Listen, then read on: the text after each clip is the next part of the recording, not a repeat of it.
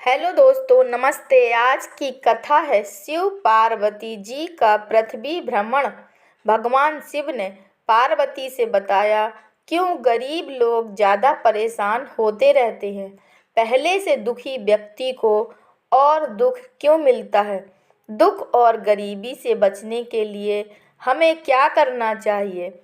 सृष्टि में स्त्रियों को उत्पन्न करने वाले भगवान भोलेनाथ माने जाते हैं।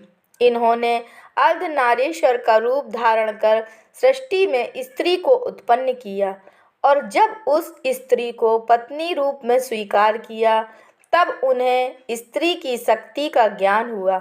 एक बार भगवान शिव जी पृथ्वी पर भ्रमण के लिए जा रहे थे। तब पार्वती जी ने कहा, प्रभु मैं भी आपके साथ चलती हूँ। शिव जी के लाख समझाने पर भी वह नहीं मानी और उनके साथ धरती लोक पर आ गई। पार्वती जी ने चारों तरफ देखा और भगवान शिव से कहा, मैंने धरती पर देखा है कि जो व्यक्ति पहले से ही अपने दुख से दुखी है उसे और ज़्यादा दुख मिलता है और जो सुख में है आप उसे दुख नहीं देते। भगवान शिव ने पार्वती के इस सवाल का जवाब उस समय टाल दिया। कुछ समय बाद शिव पार्वती ने प्राणियों का हाल चाल जानने के लिए मनुष्य का रूप धारण किया और पति पत्नी के रूप में एक गांव के पास डेरा जमाया। शाम के समय पार्वती जी ने रसोई की तैयारी शुरू की। वे चूल्हा बनाने के लिए बाहर से ईंटें लेने गईं और गांव में कुछ जर्जर हो चुके मकानों से ईंटें लाकर चूल्हा तैयार किया। चूल्हा तैयार होते ही पार्वती जी ने शिवजी से कहा कि आप कुछ अनाज लेकर आइए जिससे मैं भोजन बना सकूं। शिवजी अनाज की व्यवस्था के लिए गए लेकिन खाली हाथ लौट आए। पार्वती जी ने उनसे कहा कि आप तो कुछ लेकर नहीं आए, भोजन कैसे बनेगा। शिवजी बोले, पार्वती अब तुम्हें इसकी आवश्यकता नहीं पड़ेगी। शिवजी ने पार्वती से पूछा कि तुम चूल्हा बनाने के लिए इन ईंटों को कहाँ से लेकर आई। माता पार्वती ने कहा, प्रभु इस गांव में बहुत से ऐसे भी घर हैं जिनका रख रखाव सही ढंग से नहीं हो रहा है। उनकी जर्जर हो चुकी दीवारों से मैं ईंटें निकाल कर ले आई। शिवजी ने फिर कहा, जो घर पहले से खराब थे तुमने उन्हें और खराब कर दिया। तुम मजबूत घरों की दीवारों से भी तो ईंटें ला सकती थी। पार्वती बोली, प्रभु उन लोगों ने अपने घरों का रख रखाव अच्छी तरह किया है, वे सुंदर भी लग रहे हैं, उन्हें बिगाड़ना ठीक नहीं होता। इस पर शिवजी ने कहा कि कुछ दिन पहले पूछे तुम्हारे प्रश्न का उत्तर भी यही है। जिन लोगों ने अपने जीवन को अच्छे कर्मों से सुंदर बना रखा है उन्हें दुख कैसे हो सकता है, और जिन लोगों ने अपने कर्मों से अपने जीवन को मैला कर रखा है वे लोग ही गरीब और दरिद्र हैं।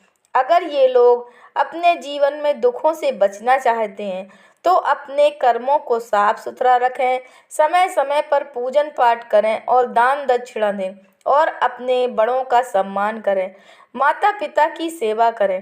पार्वती जी ने कहा, ठीक है स्वामी, मैं समझ गई। दूसरे दिन पार्वती जी बोली, प्रभु चलिए थोड़ा और घूमते हैं। शिव जी ने कहा, नहीं देवी, अब हम कैलाश पर वापस चलते हैं। आप यहाँ के लोगों की बातें बर्दाश्त नहीं कर पाएंगी। पार्वती जी ने कहा, कोई बात नहीं प्रभु, चलिए चलकर देखते हैं। पार्वती जी की जिद करने पर शिव जी, पार्वती जी और नंदी जी भ्रमण के लिए निकल पड़े। थोड़ी दूर चलने पर उन्हें एक व्यक्ति मिला। उस व्यक्ति ने तीनों को पैदल चलते हुए देखा तो कहने लगा, कैसे पागल लोग हैं, सवारी साथ में है फिर भी पैदल जा रहे हैं। शिवजी ने पार्वती की ओर देखा और बोले, सुन लिया देवी पार्वती जी। पार्वती जी बोली, कोई बात नहीं प्रभु, आप नंदी पर बैठ जाइए, मैं पैदल चलती हूँ। थोड़ी दूर पर चलने पर एक व्यक्ति उन्हें फिर मिला। वह बोला, कैसा व्यक्ति है, खुद तो बैठा है सवारी पर और इतनी सुंदर पत्नी को पैदल चलवा रहा है। तब शिवजी ने पार्वती की ओर देखा और बोले, देवी आप नंदी पर बैठ जाइए, हम पैदल चलते हैं।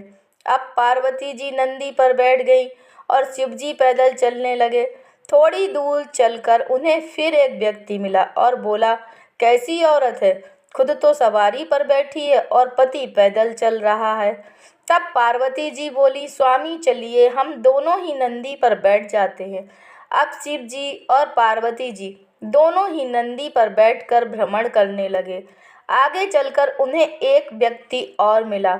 उसने दोनों को बैठे देखा तो वह बोला, कैसे निर्दयी लोग हैं, एक बैल पर दोनों के दोनों हट्टे कट्टे बैठे हैं। उसकी बात सुनकर पार्वती जी बोली, प्रभु मैंने बहुत पृथ्वी लोक का भ्रमण कर लिया, अब मुझे और कुछ नहीं सुनना और ना ही देखना है, अब आप कैलाश पर वापस चलिए। तब प्रभु शिव जी ने हंसकर कहा, देवी हमने तो पहले ही आपसे मना किया था, पृथ्वी लोक के मनुष्य ऐसे ही हैं। पृथ्वी लोक के लोगों को किसी भी तरह से चैन नहीं रहता। वे लोग अपनी कमियों को ना देखकर किसी न किसी बहाने से दूसरों को कुछ ना कुछ कहते ही रहते हैं। दोस्तों, अगर यह कथा आपको पसंद आई है तो कृपया लाइक कीजिए, शेयर कीजिए और चैनल पर नए हैं तो कृपया चैनल को सब्सक्राइब कीजिए। धन्यवाद।